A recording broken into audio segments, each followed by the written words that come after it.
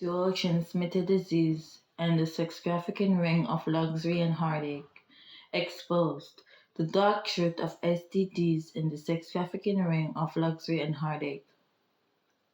There is a truth too terrible, too raw, and too undeniable to ignore. Yet it is often buried beneath layers of denial, ignorance, and complicity. It's a truth that society does not want to confront.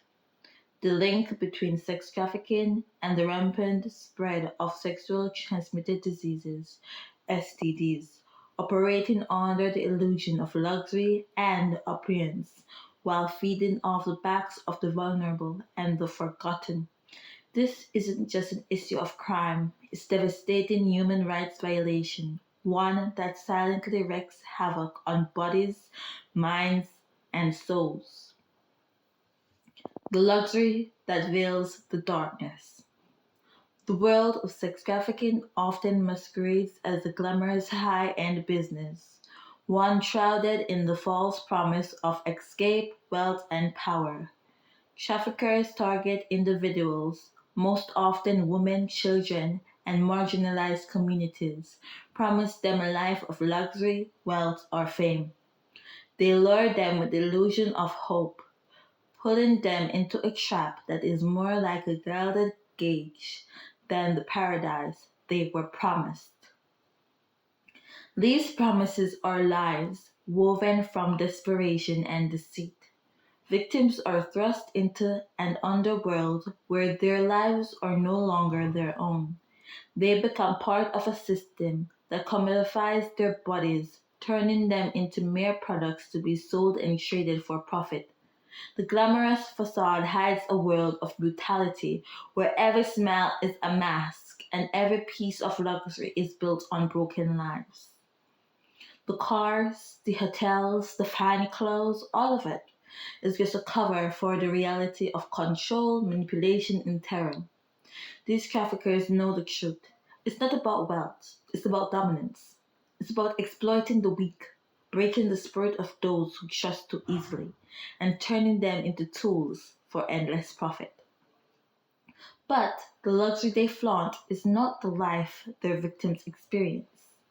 Behind closed doors of luxury mansions, upscale hotels, and extravagant clubs lies a horror. The victims are locked away like animals, forced into submission, enduring sexual violence and abuse multiple times a day. Each encounter a soul crushing violation of their body, mind, and spirit. The luxury is a lie. The body they are selling is never truly theirs, and the disease they carry is the price of the trauma they endure, a price too high for anyone to bear. The silent crisis. STDs as the invisible scars. Sexually transmitted diseases are one of the most visible and yet tragically ignored consequences of sex trafficking. The physical toll is devastating. Every day, victims are exposed to the constant risk of infection, often having unprotected sex with multiple buyers, many of whom are unaware or indifferent to the consequences of their actions. Victims are frequently denied any form of health care, no protection, no treatment, and no opportunity for basic care. The diseases spread like wildfire, insidious and relentless. HIV or AIDS, gonorrhea, syphilis, herpes, chlamydia, and other infections ravage the bodies of those trapped in this life. These diseases are not just numbers, not just statistics. They are the silent screams of people who have been forced into a world that views them as expendable. But the disease isn't just physical. The mental scars of these constant violations, the fear, the pain, the knowledge that each sexual encounter could bring them closer to death, become another form of infection. This trauma festers deep inside where there is no room for healing, no place for hope. When victims contract these diseases, the traffickers often dismiss their pain or fear the consequences of medical care, hiding the suffering from the authorities. The cycle continues. Disease spreads, hope diminishes, and the victims become more isolated in their suffering. Many are left untreated, their symptoms ignored, until the disease becomes untreatable or life threatening. And even when survivors do manage to escape, they carry these invisible scars with them, both physical and emotional. The heartache beyond the body. Psychological and emotional damage. The horror of sex trafficking is not just in the body, it's in the mind, the spirit, and every essence of what it means to be human. The psychological damage is far reaching, far more insidious than any disease. Many victims suffer from severe trauma, depression, and PTSD that can last for years, if not a lifetime. They become hollow shells of the people they once were. The constant threat of violence, the trauma of forced sex, and the relentless emotional manipulation take a devastating toll on their mental well being. Every day is a fight to survive, and the longer they are trapped, the deeper the psychological scars run. They may begin to believe that they are not worth nothing, that they may start to internalize the lies their traffickers have told them, that they are broken, that they are no longer human, that they are unworthy of love, care, or respect. These lies take root deep inside their minds, often leading to self destructive behaviors and hopelessness. The trauma of being treated as an object for sale is beyond comprehension. They are denied their basic human rights, the right to their own body, their own choices, and their own autonomy. They are robbed of their dignity, leaving behind only fragments of their former selves. The silence and complicity. The victims of sex trafficking are often invisible to society, ignored, dismissed, or blamed for their suffering. They live in the shadows, hidden from view, left to endure the horror of their existence in silence. And this silence is what allows the cycle to continue. Our collective apathy and ignorance are part of the problem. We may see signs of trafficking, but we turn away. We may hear rumors of the dangers, but we ignore the cries for help. We may know that STDs are spreading, but we remain silent about the cause. This silence is what lets traffickers thrive. It's what keeps the ring of luxury and heartache in place. But silence is complicity. When we turn a blind eye to suffering, we become part of the system that allows it to continue.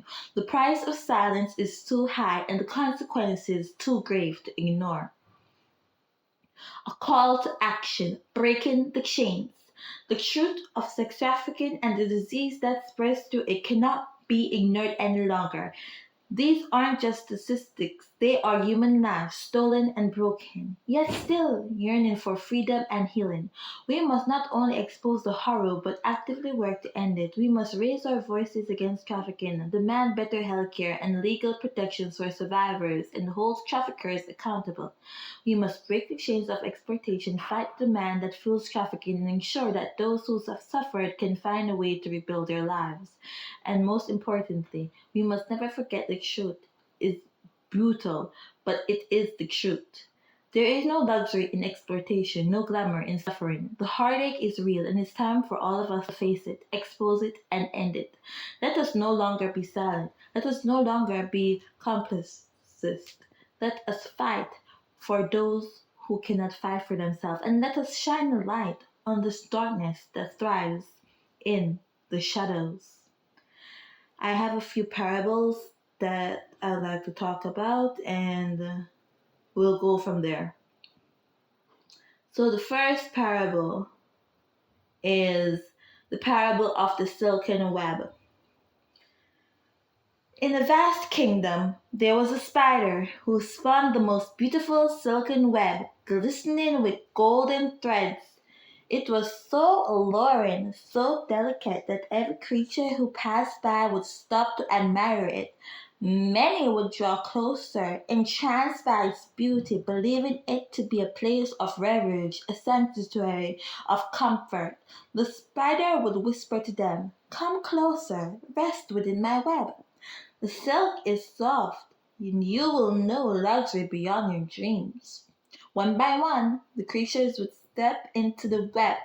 They felt its warmth and softness, and they trusted the spider, for it spoke sweetly. But as soon as they became entangled, they realized the truth. The web was not a sanctuary, it was a prison. The spider's legs were like chains, pulling them deeper into its grasp. The web became tighter, and soon the creature could not move. Their wings were broken, their limbs trapped in the sticky threads. The more they struggled, the more they became ensnared. The spider feasted on their despair. It cared not for their pain or suffering, only that they were trapped in its web, their bodies serving its need.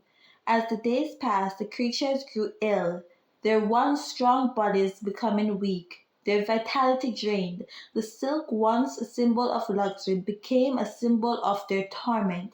And yet still the spider whispered, "Stay, and you will have more comfort." But the creatures no longer heard the sweet promises. They realized that the luxury was a lie, the sickness within the web an inevitable truth. The diseases of the web, dark and insidious, spread through their bodies, their lives forever altered by the spider's deceit. There was no escape from the web, no cure for their ailments, only endless suffering, and the spider who had spun the beautiful web grew fat on their misery. The second parable is the parable of the shining path. Once there was a traveler who wandered through a dark forest. The trees were tall and thick, casting shadows that made the way difficult to see. But one day the traveler saw a faint light shining in the distance. Intrigued, the traveler followed the light, thinking it might lead to safety, to warmth, or to a village where one could rest. The path was narrow, but appeared well trodden, as if many had traveled it before. As the traveler followed the path, the light grew brighter and the air warmer. Flowers bloomed on either side, their vibrant colors promising joy and comfort. It seems like the way to a new beginning, and so the traveler continued, eager to reach the end where the light could finally reveal its truth. But the further the traveler went, the more they began to notice something unsettling. The ground beneath their feet grew slippery, and the flowers, though beautiful, began to wilt and decay. The traveler stumbled and fell, only to realize that the flowers were not natural, they were poison, their petals coated with a vile substance. The light, once so bright, began to fade as the traveler grew weaker with each step. The path, once promising, had led to a pitfall. It was then that the traveler understood the path was not one of salvation, it was a lure, a trap laid by those who thrived in the darkness. The beautiful light had been a lure, the path a trap that led to suffering. The traveler was not alone. Many had followed the same path, many had trusted the promise of comfort, only to find themselves bound by sickness, weak from the poison that flowed through their veins. The traveler could not turn back, for the poison had spread too far. The traveler was not only sick in body but in spirit, lost in the web of lies that the path had woven.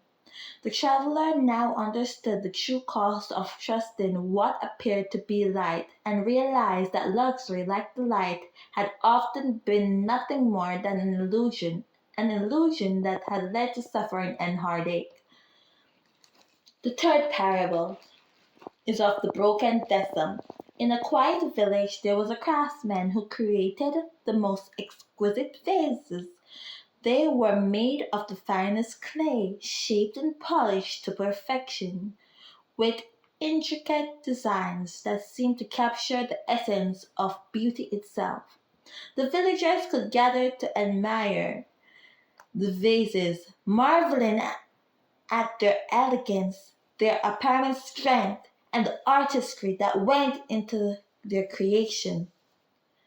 One day, a traveler came to the village and saw one of the vases standing proud in the sunlight. The traveler marveled at its beauty and decided to buy it, thinking it would be a symbol of wealth, something that would bring honor and status. "This is the finest vase," the craftsman said. "It will bring you pride." But as the traveler carried the vase back, they noticed something strange. The vase seemed heavy, its once beautiful surface becoming slippery and sticky with something that smelled foul. The traveler examined the vase closely and found a crack running down its side, a crack that had been cleverly concealed with a coat of glaze. As the traveler turned the vase over, they realized that the crack ran deep. The vase has been designed to appear whole, but inside it had been broken long ago. The glue that held it together was a mixture of lies and deception, and it had only been a matter of time before the cracks began to show. And so it was with the traveler. The vase, once a symbol of luxury and beauty, was now a vessel of poison, leaking sickness into the traveler's hands, making them ill with the touch of his false promise. The diseases hidden within the cracks had begun to spread, just as the heartache within the vase had spread to the traveler's soul.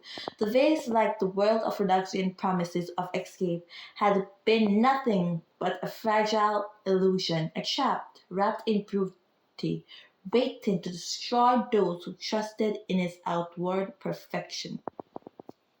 The next parable,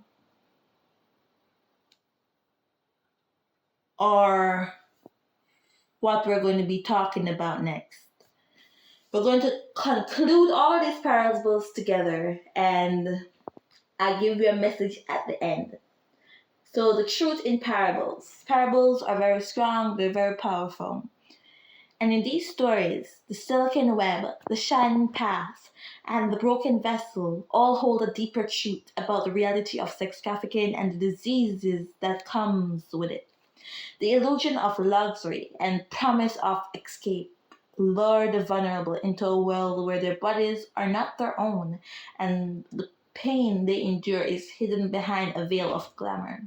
Just like the creatures trapped in the web, the traveler on the poison path, or the victim holding the broken vase, those who are trafficked are led into a world of exploitation, suffering, and disease. What seems like an opportunity for wealth, freedom, or comfort is often nothing but a trap, an empty promise wrapped in false beauty. The diseases, whether physical or emotional, spread like poison, seeping into every part of their lives. And the ones who exploit them grow richer from the suffering, showing no concern for the damage they've caused. The truth is that luxury, the beauty, the promises, they're illusions designed to deceive. The heartache, the sickness, the trauma, they are the real cost of the trade. These parables warn us. We must not be deceived by appearances. The true nature of things is often hidden behind a veil, and it is only through understanding and exposing the truth that we can break the cycle of exploitation and bring healing to those who suffer in silence.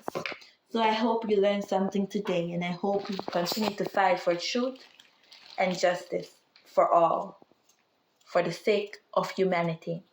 Thank you, and goodbye.